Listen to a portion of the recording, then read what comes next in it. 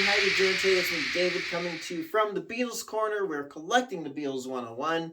Today we are doing a video comparing different pressings I have of this album with the Beatles. So, why am I doing this? Well, recently, for hitting 1,000 subscribers to the channel, my wife gifted me this beautiful Beatles collection blue box BC13 set from 1978 and dated it, and it is from 78. So the pressings inside this box set are off the shelf 1978 UK pressings of the Beatles albums. And I had gotten a couple of requests in the comments for that video. Hey, how do those sound compared to the 2012 vinyl versions off those 2009 remasters? Well, go you one better. We're doing every pressing I have here in the Beatles Corner.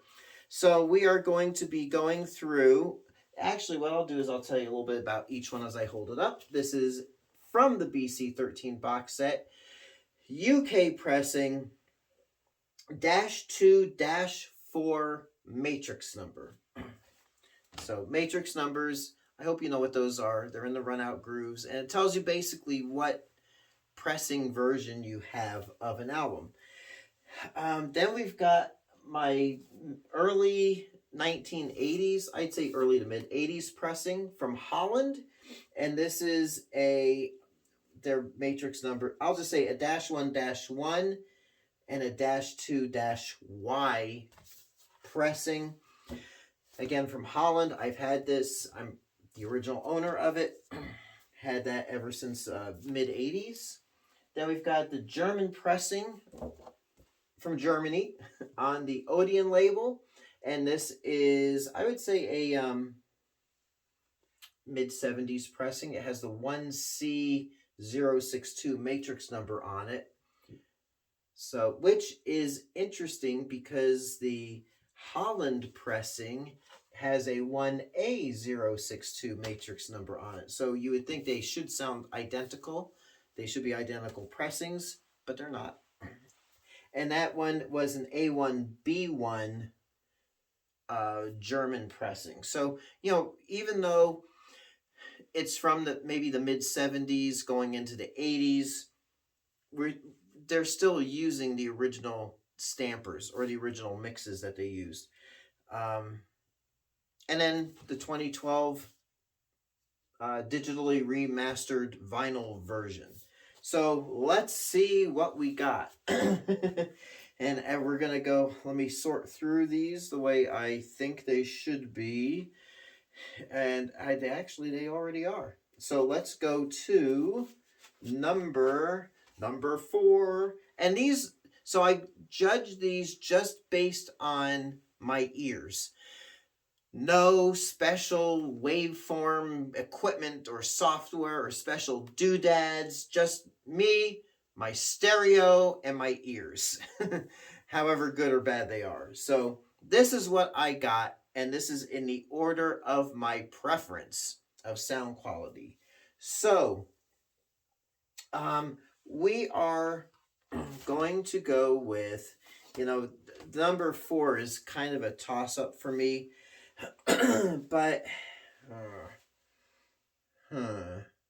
I am going to, you know what? I'm going to go with, I hate saying this. I'm going to go with the 2012 digital remaster. And it's not because it sounds horrible. Quite the opposite. My notes are, and With the Beatles was recorded on 2-track recording, which worked great for Please Please Me, but now as the Beatles are starting to get a little bit more complex and polished with the music, and the sound of the music really leaps, and every album seemed to do this. They just leap to the next level with each subsequent album.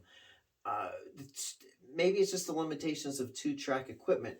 So the digital remaster, to me, oh, there's my notes, it's clean, it sounds too perfect, and a little sterile.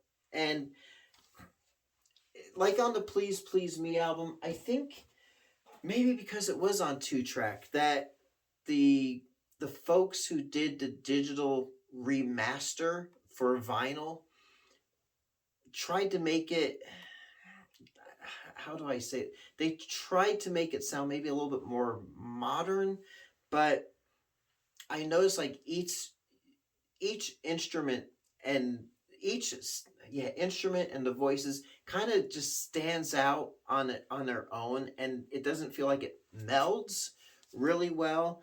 And that is kind of an issue with the, at least these early albums.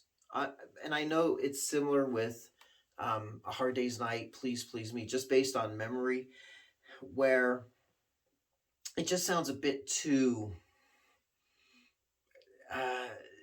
things don't blend together, is how I'm trying to say it.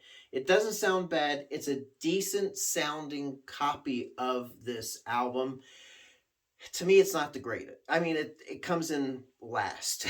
Now, if I had a copy from like Singapore or Korea, that would probably be on the bottom, based on other albums I've had from Korea.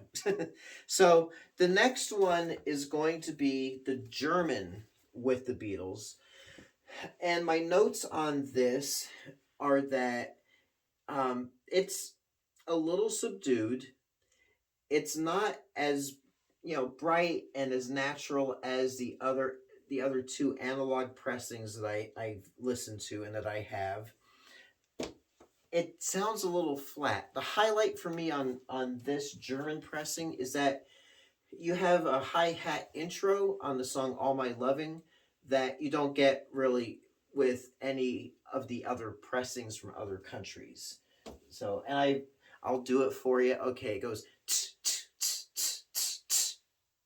close your eyes and I'll kiss you. Yeah, there you go. It still sounds good.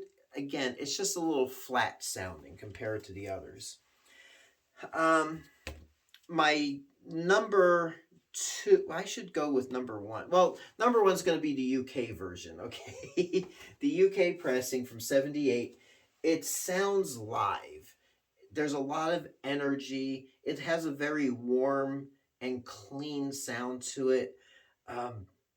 It's just a perfect mix of the album. And with these British albums that I've never heard before with British pressings, in a lot of ways it sounds like the first time I've ever heard these albums, especially the later ones. So stay tuned for that.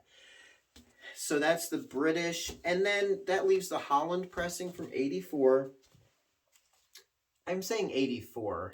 I'm assuming it's 84. And this sounds more, it sounds like the UK version, but it's not as bright or warm, but it still sounds good. So this sounds like a standard pressing of the album. It's a good pressing to have, but the one to get, in my opinion, would be the 1978 1970s pressing of the album. I believe by this time Harry Moss had redone all the mastering, remastered all the albums. So they sound really kind of really open and warm and more towards, maybe more of a audiophile sound. Is that the right word to say? Yeah, you had the original pressings, which were meant to be played on these little phonographs or maybe a console hi-fi system or console stereo system. But now in the 70s, you're getting more into the component stereo systems, and people wanted a better sound quality. So to me, those mid-70s pressings are optimal, and you're still using a nice heavier vinyl. It's not like that flexi disc vinyl that we got later on going into the 80s when vinyl was being phased out. So number one would be the UK. Number two would be that Holland version. Number three, the German version. And number four would be the digital remaster from the 2012 vinyl. So there you go. My thoughts and feelings and opinions of these pressings of With the Beatles. So do you have any of these pressings? And if there's one that I didn't cover, let me know in the comments which version of the album you really like. And do you agree with me, disagree? Let me know. All right. So until next time, it's me, David, coming to you from the Beatles Corner. We are collecting the Beatles 101. We'll catch you soon. Catch you on the flip side. Thank you so much for watching.